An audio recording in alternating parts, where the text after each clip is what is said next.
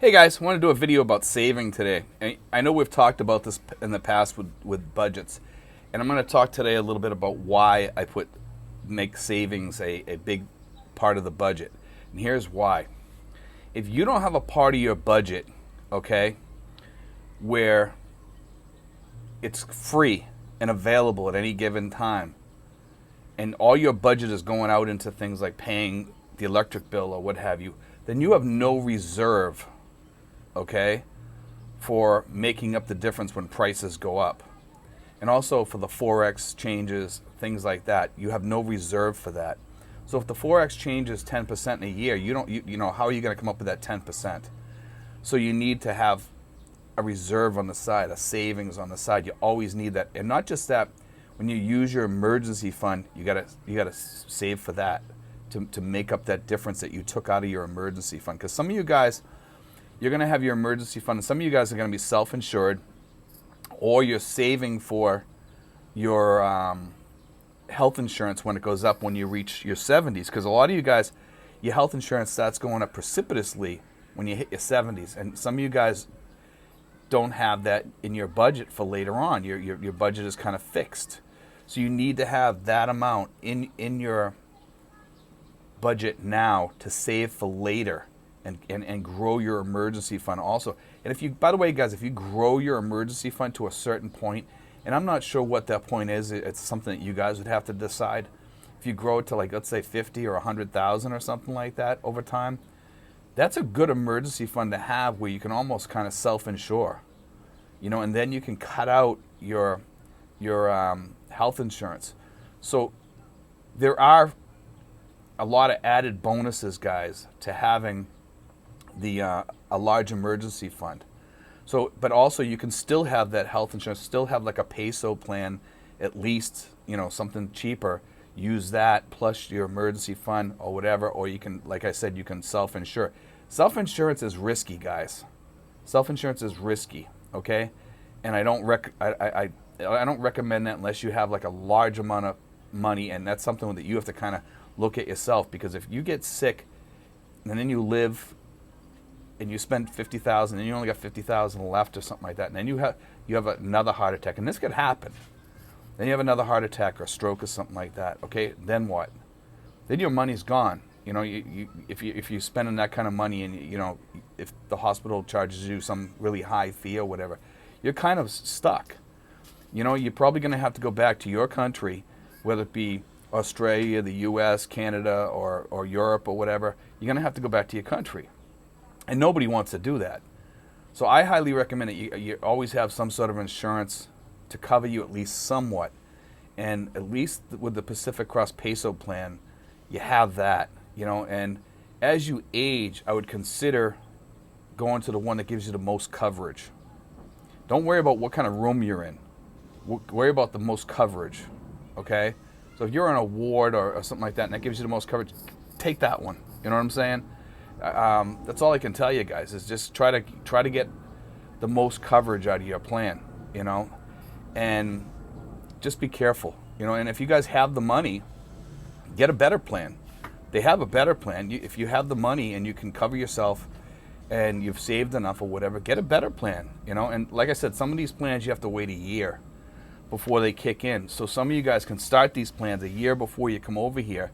It might be worth it so that it kicks in as soon as you hit the beach over here. So just be thinking of that also. And I don't really want to be talking too much about insurance, but this is important that we talk about the savings for these insurances, okay, guys? So the other thing is, if you have a car emergency or something, that emergency fund kicks in for that too. You know, you have any kind of emergency you're going to have over here for you. What about a family emergency? You guys a lot of you guys don't consider that in your budget either. Your girlfriend, your son or daughter, or your stepdaughter or whatever. These are people that are going to be living in your house, and you're going to kind of be responsible for these people. If they're living in your house and they're under your roof, you got to take care of them. These are the people that you love, guys. You know, I hope you love them. You know, I mean, my daughter, when she was sick, some of the family chipped in, and I had to chip in some. You know, and if my son my little boy here got sick, you know, I'd have to help him. You know, and I obviously would. You know, so you have to have some sort of money to help these people, because they're part of your family now. And when you take those people under your roof, they're part of your family. A lot of guys come over here, and the only thing that they're considering in their budget is themselves. That's a key thing, is themselves. And you guys got to open up that budget a little bit more and put your family in there, because that's important. Because a lot of you guys that are saying, "Oh, I can live on 800, I can live on 600," because you're only considering yourselves. You know, and it's sad to say that, but you're not putting any thing in your budget to help these other people, to put money aside for them. You know, put some, if you don't want to give them insurance, at least put aside some money for them when something happens, so when they do get sick or whatever, they can get medication. They can, you know, and some of these people, they can go to a public hospital, by the way, or they have Phil Health or whatever, but you still have to pick up some of that cost, guys. Okay, and that's important, because you still have to pick up some of that cost. But remember, guys, no matter what, without that savings and without a Forex buffer and without an inflation buffer, you're doomed to fail. Without that savings going into the bank for the future, for emergencies, you know, that emergency fund should be growing at least at a small pace every year, a little bit. No matter how much you have, it should be growing somewhat, because at some point you're going to probably need that, and it has to grow with inflation too. So if you say, well, I got $10,000 in the bank all the time, well, what's that $10,000 going to be in 10 or 20 years when you might still be kicking around?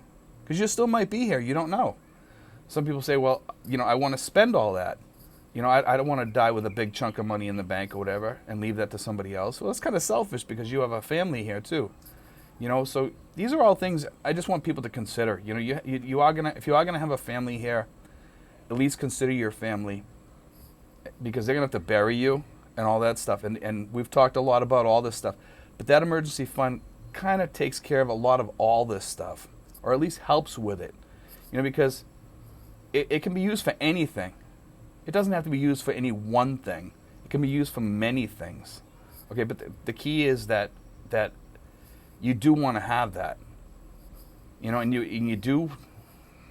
If you get married, you definitely want to give your wife a PIN number or whatever to that account, so she can get in there if she needs to.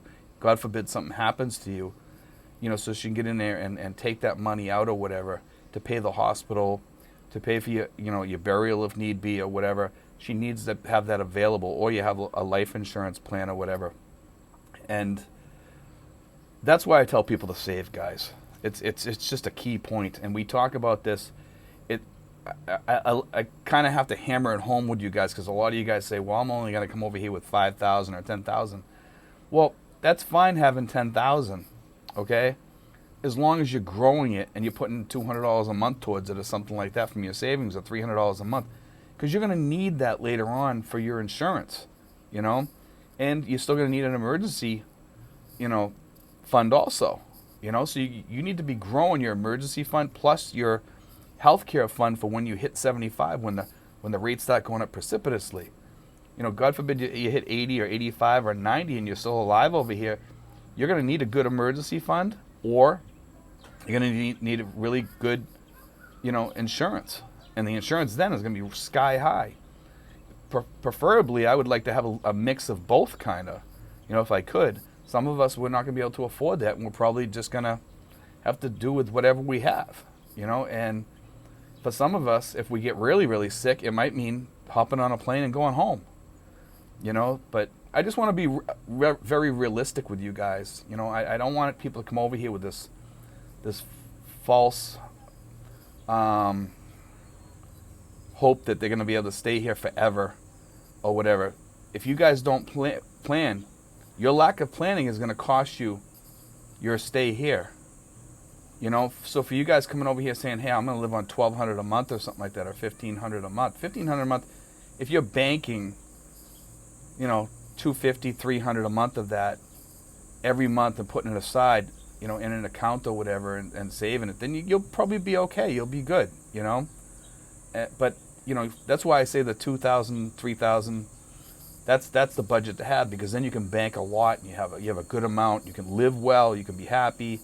But I understand some people can't live on that.